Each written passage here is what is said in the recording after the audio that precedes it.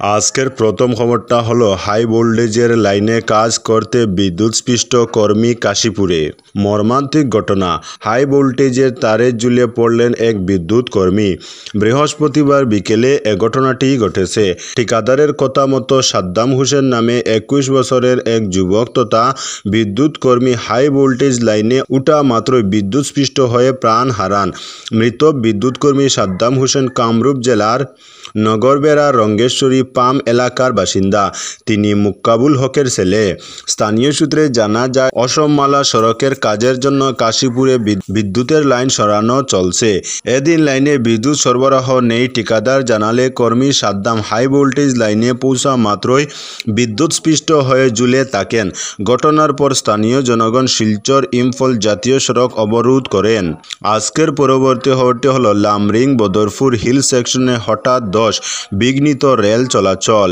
লামরিং Badarpur hill সেকশনে হঠাৎ পাহাড় থেকে মাটি পাথর নেমে আসলো, যার দরুন পাহাড় লাইনে কয়েক ঘন্টা ট্রেন চলাচল বিঘ্নিত হয়েছে। বৃহস্পতিবার দুপুর 2টা নাগাদ পাহাড় লাইনের লামরিং বদরপুরের মধ্যে মোপা সেকশনের কাছে 2 কিলোমিটার অংশে গড়িয়ে নেমে আসে। জানা গেছে, সে সময় শিলচর গুয়াহাটি এক্সপ্রেস ট্রেনটি যাচ্ছিল, কিন্তু ট্রেনের লোকো পাইলট মোপা সেকশন পার হয়ে কিছু দূর আসার পরই দেখেন পাহাড় থেকে মাটি পাথর নেমে আসছে। সঙ্গে সঙ্গেই লোকো পাইলট ট্রেনটি থামিয়ে দেন এবং সেখান থেকে শিলচর গুয়াহাটি এক্সপ্রেস ট্রেনটিকে পুনরায় মোপা সেকশনে ফিরিয়ে আনা হয়। এদিকে পাহাড় লাইনে পুনরায় ধস নেমে রেল পরিষেবা ব্যাহত হয়ে পড়ায় উত্তর পূর্ব সীমান্ত রেল কর্তৃপক্ষ বেশ কয়েকটি যাত্রীবাহী ট্রেন আটকে রেখেছে। তার মধ্যে 15,616 Silchar Guwahati মোপা, 13,174 Sabroom Sealdah Kanchenjunga express মাহুর, 12,526 Agartala Lokmanya Tilak express, new Haflong 15,618, দুলভসরা Guwahati ডিটেকসরা 14,619, Agartala Ferozepur Tripura Sundari express জিরোনিয়া সেকশনে আটকে রাখা হয়। আজকের পরবর্তী খবরটি হলো করিমগঞ্জ শহরের অবৈধ বাজার উচ্ছেদ। করিমগঞ্জ শহরে রাস্তার পাশের অবৈধ বাজারগুলি উচ্ছেদ করতে করিমগঞ্জ জেলা আয়ুক্ত এক আদেশ জারি করেছেন। করিমগঞ্জ পৌরসভার চেয়ারম্যানের গত 30 জুন তারিখে লেখা এক পত্রের পরিপ্রেক্ষিতে করিমগঞ্জ শহরের লক্ষ্মীবাজার রোডে পিডব্লিউডি অফিসের পাশের বাজার, গোপালজি মার্কেটের সম্মুখ থেকে বাজার কালীবাড়ি সংলগ্ন রাস্তার পাশের অবৈধ বাজার, স্টেশন রোড এবং পেট্রোল পাম্প থেকে রেলওয়ে গেট ও ঘাট লাইনের অবৈধ বাজারগুলি উচ্ছেদ করতে নির্দেশ দেওয়া হয়েছে। জনগণ, স্কুলের ছাত্রছাত্রী ও যানবাহনের সুষ্ঠু চলাচলের স্বার্থে এই আদেশ জারি করা হয়েছে। এতে শহরের ওই এলাকাগুলিতে অবৈধ বাজারগুলিতে উচ্ছেদ পরিচালনা করতে 5 জন এক্সিকিউটিভ ম্যাজিস্ট্রেট নিয়োগ করে দায়িত্ব প্রদান করেছেন জেলা আয়ুক্ত। আজকের পরবর্তী খবরটি হলো গানার সর্বোচ্চ সম্মানে ভূষিত হলেন প্রধানমন্ত্রী মোদি। পঞ্চদেশীয় সফরের প্রথম ধাপে বুধবার গানায় পৌঁছেন প্রধানমন্ত্রী নরেন্দ্র মোদি। এবার সে দেশের জাতীয় সম্মান the officer of the order of the star of Ghana প্রদান করা হলো তাকে। বিশিষ্ট রাষ্ট্রনায়কত্ব এবং প্রভাবশালী বিশ্ব নেতৃত্বের স্বীকৃতি স্বরূপ এই সম্মানে ভূষিত করা হয়েছে মোদিকে। গানার প্রেসিডেন্ট জন মাহামা তাকে এই মর্যাদাপূর্ণ পুরস্কারটি প্রদান করেন। গানার জাতীয় সম্মানে ভূষিত হতে পেরে তিনি সম্মানিত হয়েছেন বলে জানিয়েছেন প্রধানমন্ত্রী মোদি। তিনি এই সম্মানটি দেশের যুব সমাজ, সমৃদ্ধ সাংস্কৃতিক ঐতিহ্য এবং ভারত ও গানার মধ্যে থাকা ঐতিহাসিক ও গভীর সম্পর্কের প্রতি উৎসর্গ করেছেন।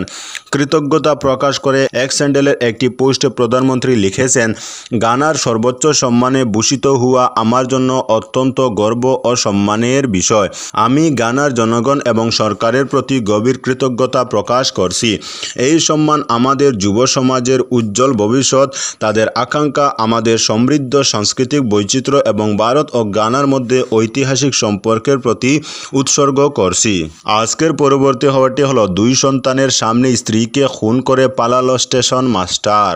2 সন্তানের সামনে স্ত্রীকে খুন করে পালালো পাষণ্ড স্বামী স্টেশন মাস্টার।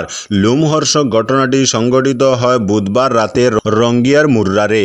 স্বামী রাগের মাথায় তার স্ত্রীকে হত্যা করেছে। স্ত্রীকে হত্যা করার পর পালিয়ে যায়। মুর্রারে বাড়াঘরের মেঝেতে রক্তাক্ত অবস্থায় মহিলার মৃতদেহ উদ্ধার হয়। ঘাতক স্বামী রঙ্গিয়ার কেন্দ্রকুনা স্টেশনের স্টেশন মাস্টার রাহুল কুমার সিং। তার বাড়ি বিহারে। জানা গেছে বুধবার রাতে রাহুল কুমার সিং এবং তার স্ত্রী অঞ্জলি সিংয়ের মধ্যে একটি বিরোধ শুরু হয় এবং এই তর্কাতর্কি এমন এক পর্যায়ে পৌঁছায় যেখানে অঞ্জলিকে তার স্বামী নির্মমভাবে হত্যা করে। রাহুল নির্মমভাবে তার স্ত্রী হত্যা করে তাদের 2 বছরের এবং 5 বছরের পুত্রদের সামনে। ঘটনাটি দেখে 2 শিশু ভয়ে কাঁদতে শুরু করে। শিশুদের চিৎকার শুনে বাড়ির মালিক এগিয়ে আসেন, যা হত্যাকারী স্বামীকে এক শিশুকে নিয়ে পালানোর চেষ্টা করতে বাধ্য করে। তবে ভবনের সামনে গেইটে তালা লাগানোর জন্য খুনি রাহুল প্রথমে পালাতে অক্ষম হয়। পরে সে শিশুটিকে গেইটে রেখে তার উপর দিয়ে পালিয়ে যায়। এই হত্যার পেছনের কারণ জানা যায়নি। পরে পুলিশ ঘটনাস্থলে এসে তদন্ত শুরু করে। তাছাড়া পুলিশ খুনি রাহুল সিংয়ের খুঁজে অভিযান শুরু করেছে।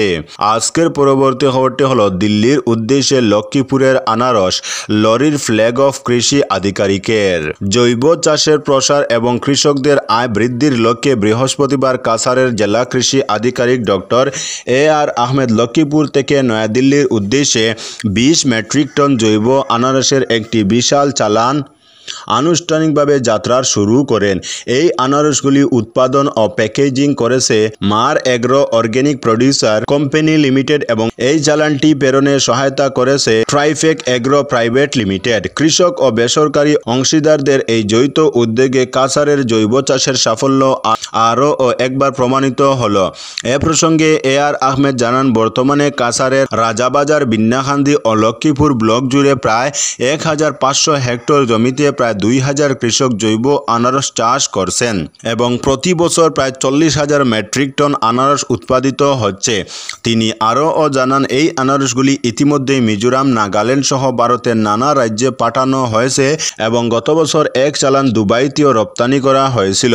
সড়ক যোগাযোগ পূর্ণভাবে পুনরায় চালু হলে গুয়াহাটি থেকে বিমানের মাধ্যমে আরও একটি চালান শীঘ্রই দুবাইতে পাঠানোর পরিকল্পনা রয়েছে বলেও তিনি উল্লেখ করেন। আজকের পরবর্তী খবরটি হলো অপহরণের পর খুন শিশু, অভিযুক্তের ঘর জ্বালিয়ে দিলেন উত্তেজিত জনতা। 8 বছরের শিশুকন্যাকে অপহরণ করে হত্যা করার ঘটনায় উত্তপ্ত পরিস্থিতি সৃষ্টি হয়েছে বরপেটার কামারপাড়া গ্রামে। শিশুটিকে 29 জুন অপহরণ করা হয়। অপহরণকারী শিশুর পরিবারের কাছ থেকে 1 লক্ষ টাকা মুক্তিপণ দাবি করে। অপহরণকারী শিশুর বাড়ির পাশে মুক্তিপণের দাবি জানিয়ে একটি লিখিত নোট রেখে যায়। ঘটনার বিবরণ জানিয়ে শিশুর পরিবার থানায় একটি এজাহার দায়ের করেছে। মজিদুল ইসলাম নামক এক ব্যক্তিকে আটক করে পুলিশ। মজিদুলের স্বীকারোক্তির ভিত্তিতে 2 জন সন্দেহভাজন সুলেমান আলী এবং শহীদুল ইসলামকে আটক করা হয়। অপহরণের কয়েকদিন পর শিশু উদ্ধার করতে ব্যর্থতার কারণে স্থানীয়রা উত্তেজিত হয়ে ওঠেন।